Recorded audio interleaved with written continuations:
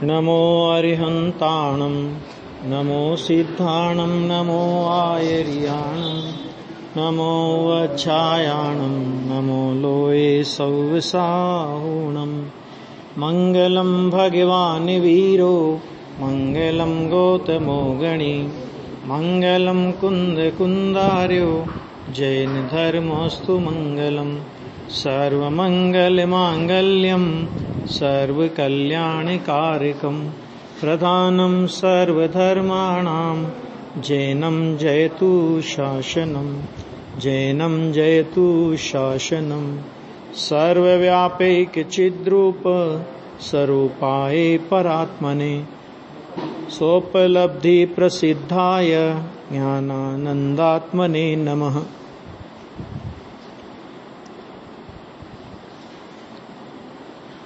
प्रवचन सार की 172 नंबर की गाथा, अस्थि और नास्ति से जीव का स्वरूप, यानी जितने भी परद्रव्य है उन परद्रव्यों से आत्मा को पृथक करने का असाधारण लक्षण। और असाधारण लक्षण कैसा कि स्वलक्षण क्या है, ये प्रश्न शिष्य का हुआ तो उसके उत्तर में 172 नंबर की गाथा आई। और उस 172 नंबर की गाथा में दो बातें हुई। एक तो सभी परद्रव्यों से भिन्न किया, और फिर सभी परद्रव्यों से भिन्न करने के बाद उसमें ये कहा था कि पुद्गल और अपुद्गल, ये बात आई थी कल, ये आई थी ना, आत्मा को पुद्गल द्रव्य के विभाग का साधन बुद्धि हो गया था। इसके बाद ये आया था पुद्गल तथा अपुद्गल ऐसे समस्त अजीव द्रव्यों से विभाग का साधन तो चेतना गुणमयपना है। और वही माने कौन? वही जो चेतना गुणमयपना है, वही मात्र स्वजीव द्रव्य आश्रित होने से। तो इसमें से गुरुदेव ने निकाला कि देखो, जो चेतना गुणमयपना है इसमें अन्य द्रव्यों से तो भिन्न हो गया। वो कौन कौन से द्रव्यों से? पुद्गल, धर्म, अधर्म, आकाश, काल, ये पुद्गल और अपुद्गल सबसे भिन्न हो गया। लेकिन अभी अन्य जीवों से भी तो भिन्न करना है। तो अन्य जीवों से भिन्न कैसे करें? तो उन्होंने कहा और वही मात्र स्वजीव द्रव्याश्रित होने से, कि ये जो स्वजीव द्रव्याश्रित चेतना लिया, इसमें अन्य जो चेतन द्रव्य हैं, अन्य जो जीव द्रव्य हैं, कि उन अन्य जीव द्रव्यों से आत्मा को भिन्न कर दिया। क्योंकि आत्मा का जो अपना चैतन्य स्वभाव है वो दूसरे आत्माओं में नहीं पाया जाता, और दूसरी आत्माओं का चेतन स्वभाव अपने में नहीं पाया जाता। माने अपने ज्ञान दर्शन का व्यापार अपने में होगा और दूसरों के ज्ञान दर्शन का व्यापार दूसरी आत्माओं में होगा। इस तरह मात्र स्वजीव द्रव्याश्रित होने से स्वलक्षण पने को धारण करता हुआ आत्मा का शेष अन्य द्रव्यों से विभाग माने भेद सिद्ध करता है। ये शास्त्र में तो भेद सिद्ध हो गया, लेकिन ये शास्त्र का भेद सिद्ध होना तब तक कार्यकारी नहीं होगा कि जब तक अपने को भेद सिद्ध नहीं होवे। आगे कि नहीं आ गया?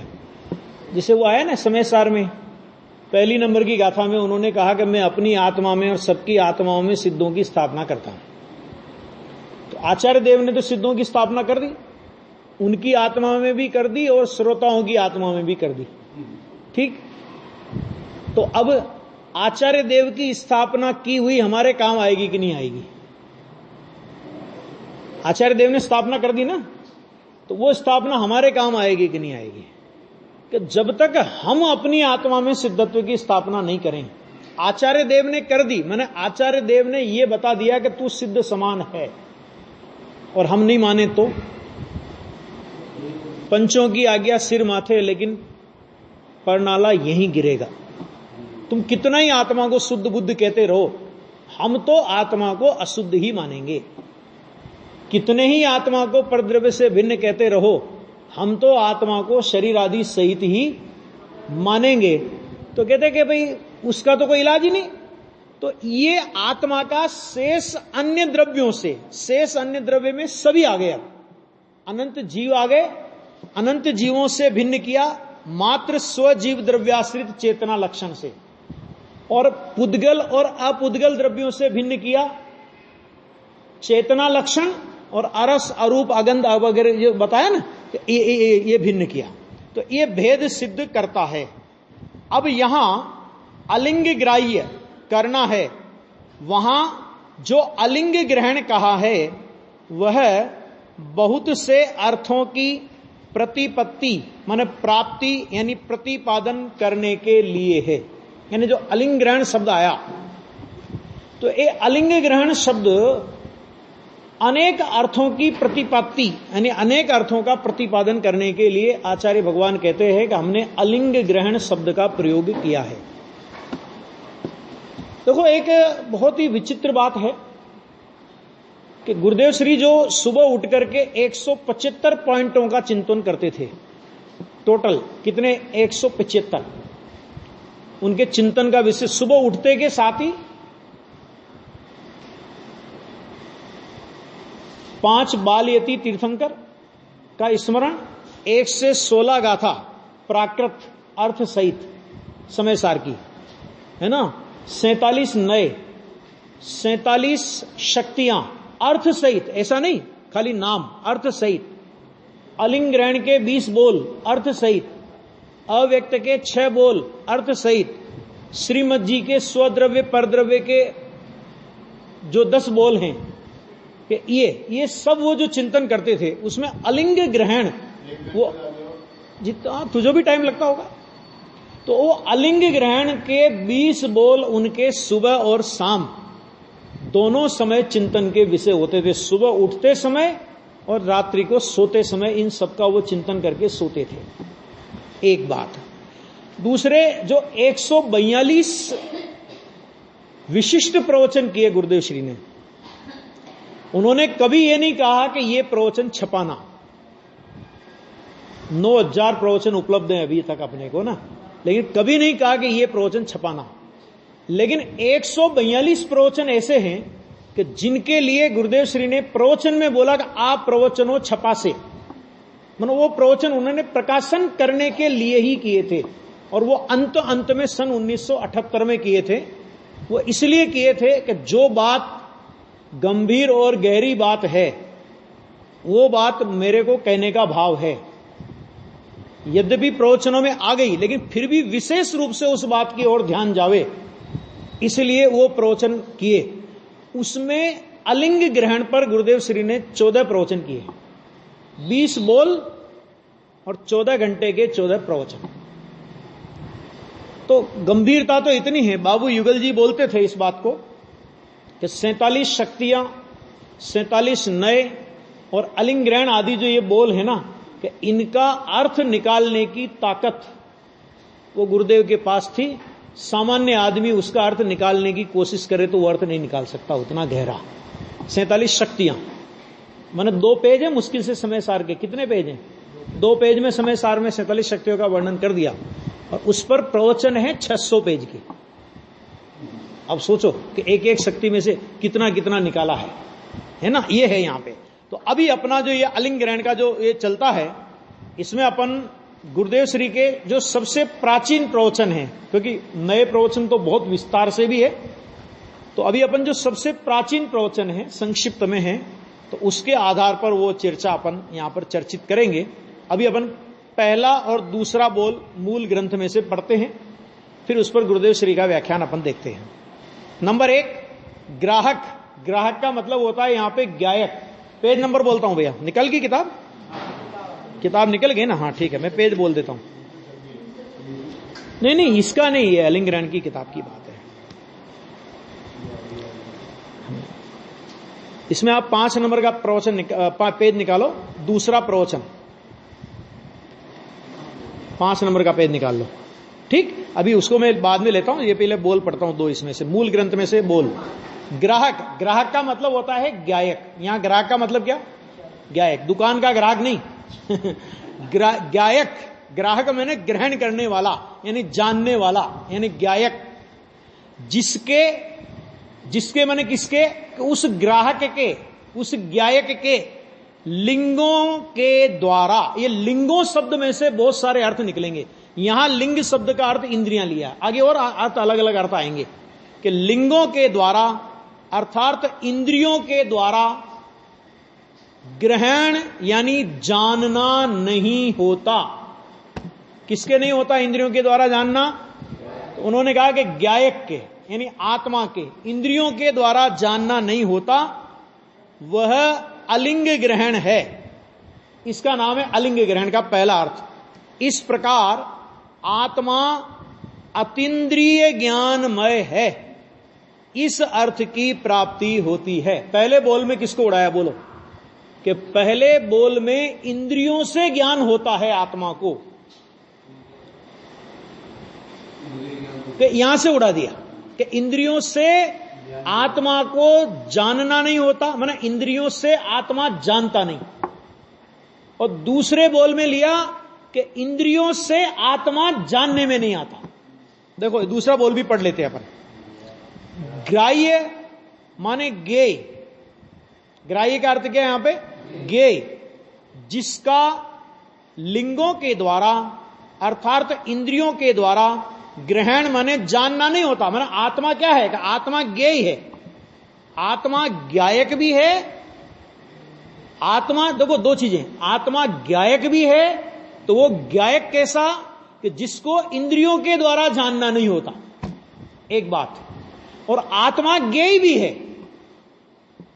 आत्मा क्या है? ज्ञेय। ज्ञेय भी है ना, स्वज्ञेय है कि नहीं? जानने में आता है भाई। आत्मा जानने का काम करता है अकेला या जानने में आने का काम भी करता है? ये दोनों काम करता है। आत्मा जानने का काम भी करता है और आत्मा जानने में आने का काम भी करता है। तो आत्मा ज्ञेय भी है, आत्मा ज्ञायक भी है। पहले नंबर में लिया कि ज्ञायक है, तो जो आत्मा स्वभाव से ही ज्ञायक है कि उसको इंद्रियों के द्वारा जानना नहीं होता, पहले में इंद्रियों को उड़ाया।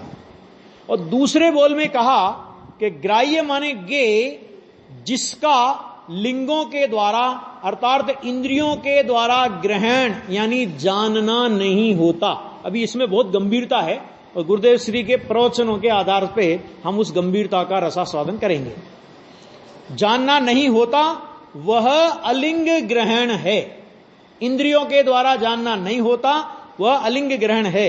इस प्रकार आत्मा इंद्रिय प्रत्यक्ष का विषय नहीं है।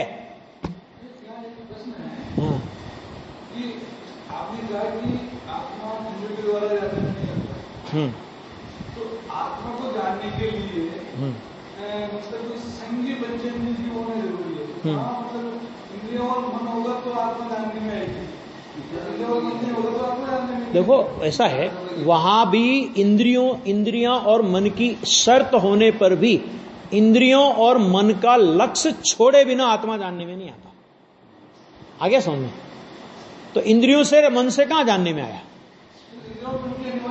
अनिवार्यता कुछ नहीं है। सिद्ध भगवान को इंद्रिया नहीं, आत्मा जानने में आता है कि नहीं आ रहा है? सिद्ध भगवान को आता। और जिस ज्ञानी को आत्मा जानने में आ रहा है प्रत्यक्ष स्व संवेदन में, उसको भी इंद्रियों से जानने में आ रहा है कि इंद्रियों का लक्ष्य छोड़ के जानने में आ रहा है ना? भाई इतनी योग्यता है कि इतना ज्ञान का विकास वो इंद्रियों के द्वारा जानने में आता है ये नहीं, लेकिन ज्ञान के विकास की इतनी योग्यता लेना वहां पे, ये अर्थ समझना उसका, है ना? तो देखो पहले में क्या लिया था कि पहले में लिया था कि आत्मा अतीन्द्रिय ज्ञानमय है। एक देखो शब्द आपको बोल ऐसे लगेंगे कि एक जैसे ही हैं, लेकिन एक जैसे नहीं है। हर बोल में से आचार्य देव अलग अलग अर्थ निकाल रहे हैं। पहले बोल में इंद्रियों को उड़ा करके इंद्रियों से नहीं जानता, तो उन्होंने कहा कि आत्मा अतीन्द्रिय ज्ञानमय है, यह अर्थ निकाला था। और दूसरे में इंद्रियों से जानने में नहीं आता, इसके लिए उन्होंने अर्थ निकाला कि आत्मा इंद्रिय प्रत्यक्ष का विषय नहीं है। ऐसे माने इस अर्थ की प्राप्ति होती है ना? अभी आगे दो बोल पर अपन चर्चा करते हैं। ये बहुत थोड़ा विस्तार से आराम से चलाएंगे, कोई ऐसी जल्दी नहीं है अपने को। अब देखो ये गुरुदेव श्री का प्रवचन पेज नंबर 5 निकाल लीजिए आप, दूसरा प्रवचन है ये, और ये प्रवचन 24/2/1951 का प्रवचन है। ठीक है, अपन लोगों के जन्म के पहले का, इस पर्याय में अपन लोगों के जन्म के पहले का प्रवचन है। देखो, जीव को अजीव से भिन्न करने का साधन चेतनामयत्व, ये चर्चा हो गई। ठीक, अब देखो, जीवों को अन्य जीवों से भिन्न करने का साधन स्वद्रव्याश्रित चेतनामयत्व, ये चर्चा अपनी हो गई, बराबर। अब प्रश्न ये भी आ गया, ये भी छोड़ो। इसके बाद 6 नंबर के पेज पे आ जाइए आप।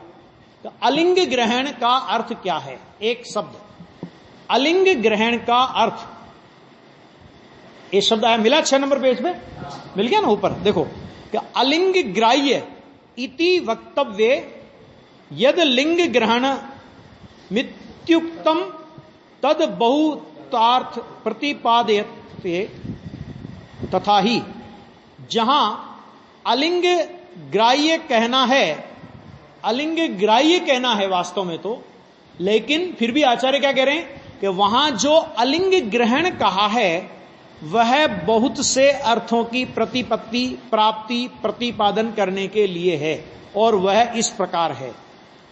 अलिंग ग्रहण अर्थात पर चिन्ह के द्वारा, अलिंग ग्रहण का मतलब क्या है यहां पे? अलिंग ग्रहण, अ माने नहीं, दूसरे चिन्हों के द्वारा नहीं, माने पर चिन्ह के द्वारा एक बात, अथवा पर लिंग के द्वारा। तो अब ये नक्की करो कि इंद्रियां पर लिंग यानी पर चिन्ह है कि नहीं? हाँ, इंद्रियां पर चिन्ह है कि नहीं? पर चिन्ह अथवा पर लिंग एक ही बात है। हो तो ये पर है कि स्व है? जब पर है तो पर चिन्ह के द्वारा जीव का अनुभव नहीं किया जा सकता। किया जा सकता है? उसमें आता है ना, मन पावे विश्राम, इंद्रियों की बात तो है नहीं। आता है कि नहीं आता उसमें?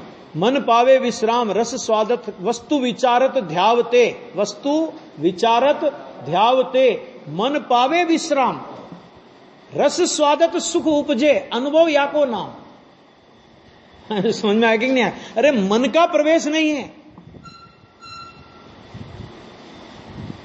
तो इंद्रियों की तो बात कहां रही? क्योंकि इंद्रियों के तो फाटक ही पर की ओर खुलते हैं। इंद्रियों के फाटक किधर खुलते हैं बोलो? कि इंद्रियां सब जगत के परद्रव्यों को, पुद्गलों को देखने में निमित्त होती है। इंद्रियों के माध्यम से कभी भी भगवान आत्मा जानने में नहीं आ सकता, क्योंकि इंद्रियां तो रूप, रस, गंध, वर्ण, स्पर्श, रस, गंध, वर्ण है ना, और शब्द, इनको जानने में निमित्त होती है। तो वो कह रहे हैं कि नहीं किया जा सकता है, किसी चिन्ह से अथवा निमित्त से आत्मा का पता लग सकता नहीं। इसका मतलब क्या? कि देखो भैया, समझना जरा, कि इंद्रियों से आत्मा जानने में नहीं आता। अभी इंद्रियों से वो बात तो छोड़ो कि 5 इंद्रिय के विषयभूत जो भोग संबंधी पदार्थ है उनकी बात तो छोड़ो, साक्षात तीर्थंकर परमात्मा की दिव्य ध्वनि अपन लोग सुन रहे हो समोसरण में। जरा कल्पना करो कि महाविदेह क्षेत्र में अपन लोग पहुंच गए और साक्षात सिमंदर परमात्मा की दिव्य ध्वनि अपने कर्ण गोचर हो रही है। ठीक है, क्या वो जो दिव्य ध्वनि कर्ण गोचर हुई, वो इंद्रिय ज्ञान का विषय है। क्या कहा? समझ में आ गया? द्रव्येंद्री, द्रव्येंद्री उस कर्ण संबंधी, कर्ण इंद्रिय संबंधी क्षोभसम, उसको बोलेंगे भावेंद्री। और दिव्य ध्वनि के वचन, वो क्या हुआ कि इंद्रिय के विषयभूत पदार्थ। नहीं आया समझ में? आया कि नहीं है? इंद्रिय के विषयभूत पदार्थ, इंद्रिय के विषयभूत पदार्थ यानी दिव्य ध्वनि। अभी दिव्य ध्वनि का उदाहरण बनाया अपन ने, तो दिव्य ध्वनि, उस दिव्य ध्वनि को जानने संबंधी कर्ण इंद्रिय का क्षोभसम भावेंद्री और द्रव्य रूप ये कर्ण इंद्रिय, ये सब क्या है? ये सब क्या है? इंद्रिय एक नहीं? इंद्रिय ना, है? तो कहते हैं कि जब तक दिव्य ध्वनि पर भी तेरा लक्ष्य रहेगा तो तेरा लक्ष्य अभी इंद्रिय पर ही पड़ा है। नक्की कर लो या तो पहले कि द्रव्येंद्रिय, भावेंद्रिय और इंद्रिय के विषयभूत पदार्थ में क्या क्या आया, ये नक्की कर लो पहले तो। जो भी इंद्रिय गोचर हुआ वो इंद्रिय का विषय है, और उससे भगवान आत्मा जानने में नहीं आता वो तो ठीक, लेकिन भगवान आत्मा उससे जानने में नहीं आता, ये तो दूसरे बोल में लिया। लेकिन ये कहा कि भगवान आत्मा उस शब्द को भी कर्ण इंद्रिय से नहीं जानता। क्यों नहीं जानता? अभी आप पूछेंगे क्यों नहीं जानता, तो कल मैंने अरस का बोल बताया था आपको एक, उसमें आया था कि द्रव्य इंद्रिय का मन पुद्गल द्रव्य का भगवान आत्मा को पुद्गल द्रव्य के स्वामित्व का अभाव है। आया था 49 का था, आया था ना तीसरा बोल कि भगवान आत्मा को पुद्गल द्रव्य के स्वामित्व का अभाव है। तो जिसके आप मालिक नहीं हो, जो आपका स्व नहीं है, जिसके आप स्वामी नहीं हो, उसका उपयोग आप कैसे कर सकते हो, आचार्य कहते हैं। इसलिए द्रव्य इंद्रिय के माध्यम से आत्मा नहीं जानता। कौन जानता है कि द्रव्य इंद्रिय के माध्यम से भाव इंद्रिय जानती हो तो जाने। यहां तो भाव इंद्रिय और आत्मा का भेद ज्ञान है ना, इन ज्ञान से ज्ञान का भेद ज्ञान, इंद्रिय ज्ञान से अतीन्द्रिय ज्ञान स्वाभाविक, भगवान आत्मा का भेद ज्ञान, इससे ज्यादा सूक्ष्मता क्या होगी। राग से भेद वो तो बहुत दूर रह गई बात। आगे समझ में, वो तो इंद्रिय ज्ञान है, तो उससे जानने में नहीं आता, और आत्मा इंद्रिय के माध्यम से शब्द को नहीं जानता। ये समझना बहुत बहुत गहरी बात है इसमें। देखो जरा कि ग्रहण नहीं किया जा सकता, किसी चिन्ह से अथवा निमित्त से आत्मा का पता लग सकता नहीं। ख्याल में आ गया? यानी क्या मतलब, आत्मा को जानना किसे कहते? अभी इसी उदाहरण को लंबाओ। आत्मा को जानना किसे कहते? कि स्व सन्मुख होकर प्रत्यक्ष वेदन पूर्वक जो आत्मा का जानना होता है उसे आत्मा का जानना कहते हैं। और वो स्व संवेदन कब होता है? जब इंद्रियों की ओर लक्ष्य रहता है, जब इंद्रिय ज्ञान की ओर लक्ष्य रहता है। अरे जब तक दिव्य ध्वनि की ओर, गुरु के वचन की ओर, है ना, कि इनकी ओर भी लक्ष्य रहेगा, तब तक तुझे भगवान आत्मा अनुभव में नहीं आएगा। नक्की करना, बहुत गजब है। देखो अलिंग ग्राह्य ऐसा कहना है, वहां जो अलिंग ग्रहण कहा है वह अनेक अर्थों की प्राप्ति के हेतु है। अनेक अर्थों का प्रतिपादन करने के लिए अलिंग ग्रहण शब्द वाचक है, और उस शब्द द्वारा कहने योग्य भाव वह क्या है? वाच्य। शब्द क्या है? अलिंग ग्रहण, ये वाचक, और इसके द्वारा जो भाव कहा जाएगा, जो 20 बोल, जो 20 अर्थ, कि वो इस अलिंग ग्रहण शब्द के शब्द रूप वाचक का वाच्य है। आ गया? उस भाव को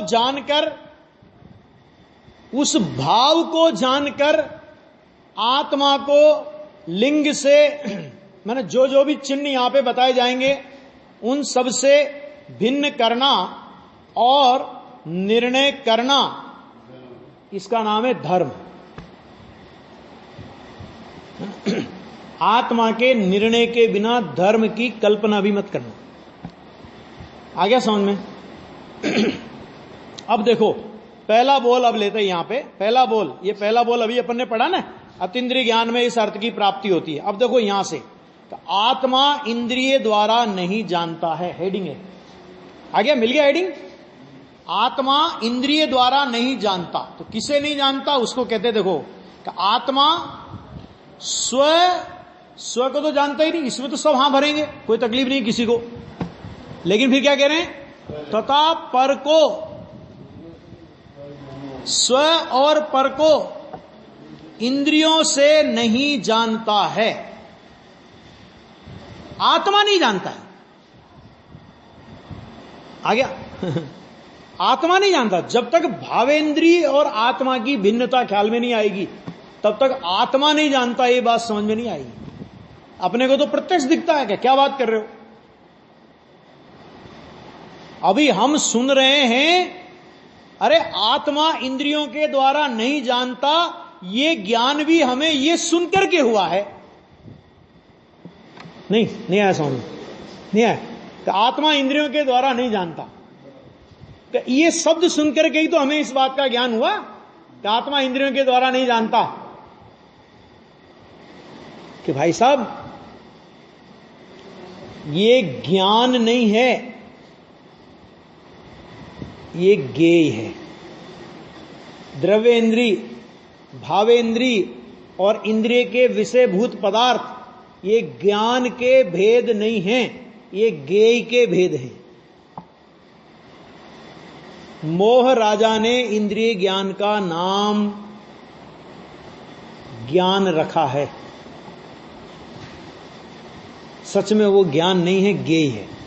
लेकिन लोक भाषा में इंद्रिय ज्ञान, इंद्रिय ज्ञान, इंद्रिय ज्ञान, इंद्रिय ज्ञान माने इंद्रिय से ज्ञान, इंद्रिय का ज्ञान क्या है? वो भावेंद्री है। तो भावेंद्री से देखो 31 नंबर की गाथा याद कर लो। अखंड निज भगवान आत्मा को खंड खंड रूप भावेंद्रिय से निर्मल भेदाभ्यास की प्रवीणता द्वारा सर्वथा भिन्न किया। ये शब्द है 31 नंबर की गाथा में, सर्वथा भिन्न किया। लेकिन होना क्या चाहिए? निर्मल भेदाभ्यास की प्रवीणता।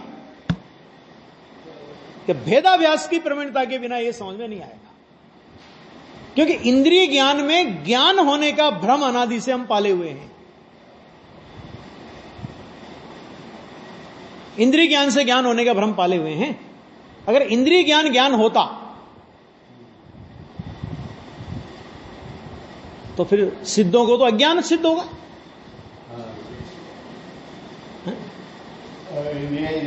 आलोक ज्ञान का कारण है, इंद्रिय से ज्ञान उपजता है, यह मान रहा था पर क्यों कर जड़ चेतन सर्जन करता है। बोलते नहीं बोलते? आलोक ज्ञान का कारण है। ज्ञान का कारण है कि ज्ञान का विषय है। मान रहा है कारण, आचार्य कहते कारण नहीं है, वो ज्ञान का विषय है, ज्ञेय है। परीक्षा मुख सूत्र में बहुत चर्चा चली इसके ऊपर। तो न्याय सूत्र, जैसे तत्वार्थ सूत्र न्याय का ग्रंथ है ना, ऐसे ही परीक्षा मुख सूत्र माणिक्य नंदी आचार्य के द्वारा रचित वो न्याय ग्रंथ है, न्याय का सूत्र ग्रंथ है, प्रथम श्रुत ग्रंथ, जिसके ऊपर प्रमेय रत्नमाला, प्रमेय माला, प्रमेय कमल, मार्तंड, ऐसी गजब गजब की टीकाएं हुई है। उसमें यह बात लिखी कि जैन दर्शन इंद्रियों से, पदार्थ से और प्रकाश से ज्ञान की उत्पत्ति नहीं मानता। क्या थोड़ा समझ लो इस विषय को, बहुत गहरा विषय है। क्या कैसे नहीं मानता? कि किससे नहीं मानता? कि पदार्थ से ज्ञान की उत्पत्ति होती है ना, इंद्रियों से कि नहीं, प्रकाश से कि नहीं। क्यों? क्योंकि अगर प्रकाश से ज्ञान की उत्पत्ति होती है, मैंने प्रकाश ज्ञान का कारण है, तो प्रकाश के अभाव में क्या होता है? अंधकार। प्रकाश का अभाव होगा, वहां क्या होगा? अंधकार। तो वहां पर ज्ञान के, जब प्रकाश ज्ञान का कारण है तो प्रकाश का अभाव ज्ञान के अभाव का कारण होगा। न्याय में तो इस भाषा में पकड़ेंगे ना। तो वो ये कहते हैं आचार्य भगवान कि अगर अंधकार ज्ञान के अभाव का कारण होगा तो अंधकार में यह अंधकार है, ऐसा भी ज्ञान तुम्हें नहीं होगा। इससे सिद्ध हुआ कि प्रकाश ज्ञान का कारण नहीं है, अंधकार ज्ञान का कारण नहीं है। प्रकाश और अंधकार ये ज्ञान के विषय है, माने ये ज्ञेय है, कारक नहीं है ज्ञान के। पदार्थ ज्ञान का कारण नहीं है, ये बात तो सबको पता है अच्छी तरह से। अभी अपन लोग यहां बैठे हैं और पूरा घर या जहां अपन सम्मेद शिखर की यात्रा करके आए, कहीं भी गए, वो सारा दृश्य अपनी आंखों के सामने झूलता है कि नहीं झूलता है? बोलो, कहां पदार्थ से ज्ञान होता है? पदार्थ तो है ही नहीं अभी, है ना, और इंद्रियों से ज्ञान नहीं होता। तो फिर बौद्धों ने प्रश्न किया, क्योंकि बौद्धों के यहां यह मान्यता है कि पदार्थ ज्ञान की उत्पत्ति कराता है। तो उन्होंने प्रश्न किया कि अगर आप लोग जैन लोग इनसे ज्ञान की उत्पत्ति नहीं मानोगे, किससे? प्रकाश से, इंद्रियों से, पदार्थ से यदि ज्ञान की उत्पत्ति नहीं मानोगे, तो तुम्हारे यहां ज्ञान पर्याय किस ज्ञेय को जानेगी? उस ज्ञान पर्याय का विषय क्या होगा? कि हमारा तो कोई झंझट ही नहीं है, जो पदार्थ सामने होगा उसको जान लेगी, क्योंकि वो पदार्थ ज्ञान की उत्पत्ति करता है। आप तो मानते नहीं हो, तो आपके यहां इस विषय का ज्ञान किस ज्ञेय को जानेगा कि इसका नियामक कौन है? तो उन्होंने उत्तर दिया, उस ज्ञान पर्याय की उस समय की जानने रूप स्वावरण रूप योग्यता, यानी किस ज्ञान की पर्याय में क्या ज्ञेय जानने में आएगा। जैसे ज्ञान पर्याय स्वयं सिद्ध अहेतुक है, इसी तरह उस ज्ञान पर्याय का विषय भी स्वयं सिद्ध अहेतुक है। जगत से ज्ञान पर्याय कुछ लेती नहीं है। ज्ञान पर्याय अपना ज्ञेय भी साथ में लेकर के आती है। सामने वो पदार्थ विद्यमान हो या अविद्यमान हो, उससे ज्ञान की पर्याय को कोई फर्क नहीं पड़ता, कोई लेना देना नहीं। ज्ञान की पर्याय पदार्थ की विद्यमानता में अथवा पदार्थ की अविद्यमानता में स्वयं अपने से जानती है, और नहीं हो ना तो केवल ज्ञान को सिद्ध नहीं कर पाओगे। अगर पदार्थ से ज्ञान की उत्पत्ति मानते हो तो आचार्य कहते हैं केवल ज्ञान को सिद्ध नहीं कर पाओगे। केवल ज्ञान कैसा है कि त्रिकालवर्ती पदार्थों की त्रिकालवर्ती पर्याय सहित जानता है सब, भूत भविष्य वर्तमान की पर्याय सबको जानता है। तो हमारा प्रश्न ये कि पदार्थ से ज्ञान की उत्पत्ति होती है ना, तो प्रत्येक पदार्थ में वर्तमान पर्याय प्रकट है। बस भूतकाल की पर्याय तो होकर के चली गई और भविष्य की पर्याय अभी आई नहीं, और ज्ञान उनको वर्तमानवत जान रहा है। एक भी पर्याय ज्ञान में जानने में बाकी नहीं बची। केवल ज्ञान कहते ही उसे है, व्यवहार की अपेक्षा परिभाषा करें अगर केवल ज्ञान की, तो केवल ज्ञान माने विश्व में जो भी जानने योग्य ज्ञेय है वो सारा ज्ञेय उसके ज्ञान में आ गई। अगर पदार्थ से ज्ञान की उत्पत्ति मानते हो तो वर्तमान पर्याय प्रकट है खाली, भूतकाल की पर्याय हुई नहीं और भविष्य काल की पर्याय अभी भूतकाल की तो होकर के चली गई और भविष्य काल की पर्याय अभी आई नहीं, और ज्ञान तो त्रिकालवर्ती को जान रहा है। इसका मतलब क्या हुआ कि जैसे भूतकाल की पर्याय को और भविष्य काल की पर्याय को उनकी वर्तमान में अविद्यमानता होने पर भी ज्ञान जानता है कि नहीं जानता? जानता है, जानता है, बराबर ना। इससे क्या सिद्ध हुआ कि ज्ञान को जानने के लिए पदार्थ की विद्यमानता की अनिवार्यता नहीं है। तो वर्तमान पर्याय को जो ज्ञान जानता है तो वो इसलिए नहीं जानता कि वो वर्तमान पर्याय विद्यमान है पदार्थ में। कैसे जानता है? उस ज्ञान की स्वयं की जानने की लायकात से जानता है। सत अहेतुक ज्ञप्ति जिसकी एक क्रिया है, ये समय सार में लिया है 270 गाथा में ज्ञप्ति क्रिया के लिए एक शब्द लिया है, सत। सत किसे कहते हैं? कि जो अपने से हो, जिसकी अस्थि के लिए दूसरे की आवश्यकता नहीं पड़े, उसका नाम सत। तो ज्ञप्ति क्रिया को सत कहा, ज्ञान जानन पर्याय को सत कहा। तो जानन पर्याय सत कब? कि जब उसे ज्ञेय की अपेक्षा नहीं हो। लोकालोक की अपेक्षा केवल ज्ञान को नहीं है। भले ही लोकालोक के पदार्थों के ज्ञेयाकार निमित्त हो, उसमें वे निमित्त हो, लेकिन ज्ञान को उनकी अपेक्षा नहीं है। ज्ञान निरपेक्ष है, ज्ञान सत है, ज्ञान अहेतुक है। आगे समझ में? इंद्रियों की बात तो बहुत दूर रह गई, ये तो बहुत स्थूल बात है कि इंद्रियों से नहीं जानता। देखो, आत्मा इंद्रिय ज्ञान द्वारा नहीं जानता है। अब इसका खुलासा करते हैं। आत्मा स्व तथा पर को इंद्रियों से नहीं जानता है।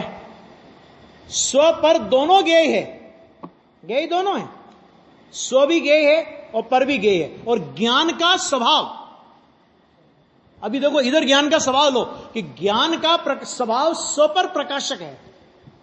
क्या है? और गुरुदेव श्री ने अभी नियम सार के शुद्धोपयोग अधिकार के प्रवचन में एक बहुत अच्छी बात कही कि स्व पर प्रकाशक रूप स्व प्रकाशक है ज्ञान। क्या शब्द का प्रयोग किया उन्होंने? कि स्व पर प्रकाशक रूप स्व प्रकाशक, माने वो पर प्रकाशक शब्द आ गया, इसलिए भ्रमित मत होना कि आधा ज्ञान का स्वभाव तो स्व में रहता है और आधा ज्ञान का स्वभाव पर में रहता है। वो जो स्व पर प्रकाशक रूप ज्ञान का स्वभाव है, वो स्व पर प्रकाशक रूप ज्ञान का स्वभाव स्व प्रकाशक है, अर्थात वो स्व पर प्रकाशक रूप ज्ञान का अपना स्वभाव है, उसमें पर से कुछ लेना देना नहीं है, उसमें पर का कुछ नहीं है। दूसरी बात कि स्व पर प्रकाशक स्वभाव, तो इस स्वभाव के दो टुकड़े नहीं है कि आधा ज्ञान स्व प्रकाशक और आधा ज्ञान पर प्रकाशक। अखंड ज्ञान है, ध्यान से सुनना, कि ज्ञान अखंड है और स्व पर प्रकाशक ज्ञान का अखंड स्वभाव है। इसी तरह ज्ञान के लिए सारा ज्ञेय अखंड है, स्व पर ज्ञेय। देखो स्व पर प्रकाशक स्वभाव निश्चय है, ध्यान से सुनना, अभी स्व पर प्रकाशक स्वभाव निश्चय है और पर को जानना कहना यह असद्भुत व्यवहार है, क्योंकि स्व पर प्रकाशक वो तो ज्ञान की पर्याय है। आ गया? अब उसमें पर की सापेक्षता लगा करके कहना इसको जाना, यह असद्भुत व्यवहार हो गया। और इसी स्व पर प्रकाशक स्वभाव को ज्ञान की पर्याय में देखो, ज्ञेय की पर ज्ञेय की अपेक्षा बिना ज्ञान की पर्याय में देखो तो यह स्वभाव कैसा है कि यह स्वभाव निश्चय है, क्योंकि स्वभाव कभी भी व्यवहार नहीं होता। देखो विषय बहुत गहरा है, एक बात समझना, ज्ञान पर्याय की सत अहेतुक ज्ञप्ति क्रिया की जो बात आई वो इतना सत और अहेतुक है कि जैसे पर ज्ञेय को जानने, पर ज्ञेय संबंधी ज्ञान होता है ना, ज्ञान की पर्याय में पर ज्ञेय संबंधी ज्ञान अपना ज्ञान है ना, तो वो उसको जानते हुए जैसे वो पर ज्ञेय रूप नहीं होता, होता है पर ज्ञेय रूप नहीं होता ना, उसी प्रकार ज्ञान अपना स्वभाव, अपने द्रव्य स्वभाव को जानने के लिए भी नहीं बदलता। क्या मतलब? कि द्रव्य स्वभाव को जानते हुए द्रव्य स्वभाव रूप नहीं होता।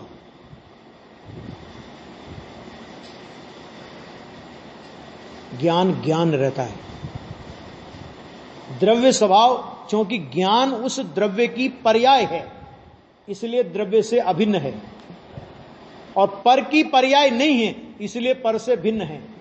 लेकिन ज्ञान के जानने की जो प्रक्रिया है, वो जानने की प्रक्रिया तो जो पर ज्ञेय के जानने की, पर ज्ञेय को जानने की प्रक्रिया है, वही स्वज्ञेय को जानने की प्रक्रिया है।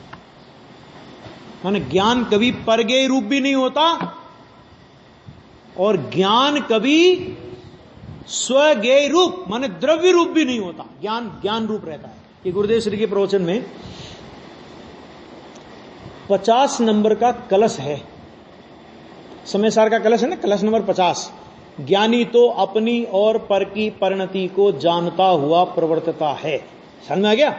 उस कलश के प्रवचन में इस विषय को गुरुदेव श्री ने बहुत खोला है, अभी उसी का ट्रांसलेशन चल रहा है, बहुत खोला उस विषय को कि स्व पर द्रव्य रूप नहीं होता तो भी पर रूप का आप स्व द्रव्य रूप नहीं होता, क्योंकि ज्ञान मिट करके द्रव्य कैसे हो जाएगा?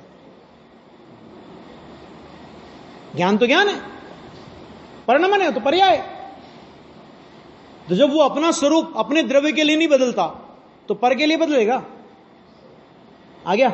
इतना निरपेक्ष है। आ गया? तो यहां देखो आत्मा स्व तथा पर को इंद्रियों से नहीं जानता है, स्व पर दोनों ज्ञेय हैं। स्वपर ज्ञेयों के ज्ञाता ऐसे आत्मा को, स्वपर ज्ञेयों के ज्ञाता ऐसे आत्मा को इंद्रियों से ज्ञान नहीं होता है। आत्मा को इंद्रियों से ज्ञान नहीं होता। क्यों नहीं होता? क्योंकि इंद्रियां जड़ है। जड़ से आत्मा को ज्ञान कैसे होगा?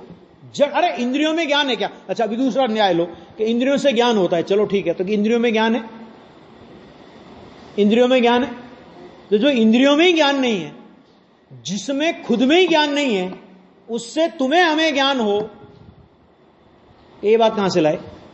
आगे अभी खुद ही गुरुदेव प्रश्न उठाएंगे, इसलिए अपने को उठाने की जरूरत ही नहीं है। देखो, यहां अतीन्द्रिय ज्ञान की प्रसिद्धि, ये कहकर के कहना क्या चाह रहे हैं कि हमें यहां पर अतीन्द्रिय ज्ञान की प्रसिद्धि करनी है।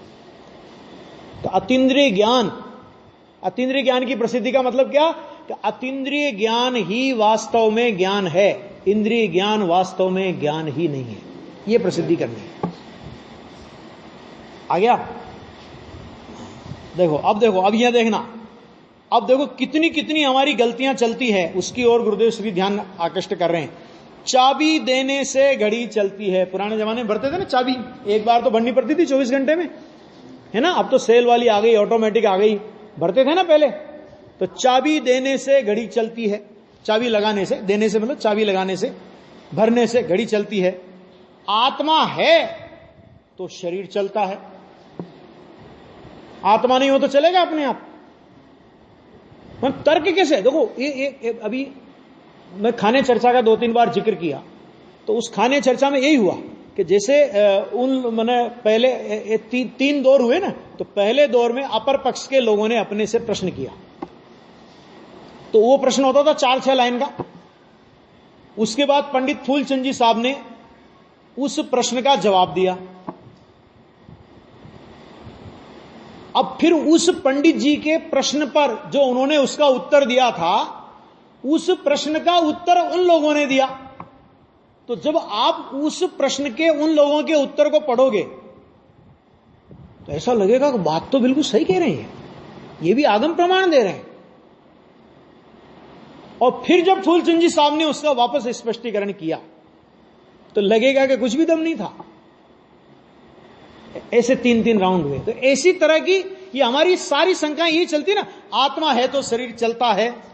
आगे देखो, अग्नि थी तो पानी गर्म हुआ, अग्नि के बिना हो गया।